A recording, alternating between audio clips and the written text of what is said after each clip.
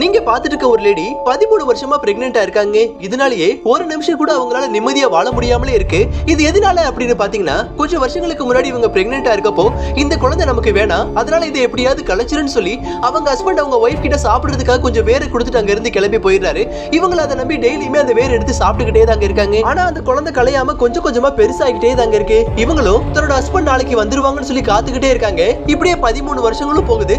அந்த 13 வருஷமே இவங்க வயித்துல அந்த குழந்தை வளர்ந்துகிட்டே தாங்க இருக்கு. கடைசியா இவங்களுக்கும் சாப்பிடுறதுக்கு எதுவுமே இல்ல அப்படிங்கிறதுக்காக அவங்க வீட்ல இருந்து வெளியில போய் சின்ன சின்ன விலங்குகளை கொலை பண்ணி அதை தாங்க சாப்பிட்டுக்கிட்டு இருக்காங்க. ஒரு கட்டத்துக்கு மேல இவங்களோட வயிறு ரொம்பவே பெருசாக ஆரம்பிக்குது. அதே நேரம் அவங்க சாப்பிடணும்னு நினைச்ச அந்த வேறு காலி ஆயிருதுங்க. உடனே இவங்களும் வேற வழி இல்லாம அந்த வீட்டுக்குள்ளேயே மயங்கி விழுந்துறாங்க. அப்ப திடீர்னு 13 வருஷமா இவங்க வயித்துல இருந்த அவங்க பொண்ணு அவங்க வாய் வழியா வெளியில வந்துடுறாங்க. வெளியே வந்தது மட்டும் இல்லாம அவங்க அம்மா உடம்புல இருந்து எக்ஸஸான தோலையும் கட் பண்ணி விட்டுறாங்க. அதே நேரம் அடுத்த நாள் அவங்க ஹஸ்பண்ட் அந்த இடத்துக்கு வந்துடுறாரு. அப்ப முன்னாடி இருக்கிறது தன்னோட பொண்ணுன்னு கூட தெரியாம அவர் அவங்க ஒய்ஃப்னு நினைச்சு இந்த குழந்தை போனா பரவாயில்ல, நம்ம வேற ஒரு குழந்தை பெத்துக்கலாம்னு சொல்லி அவங்க மகக்கிட்டே சொல்றாரு. ஆனா அதுக்கப்புறம் தாங்க ஏகப்பட்ட சம்பவங்களும் நடக்கவே ஆரம்பிக்குது.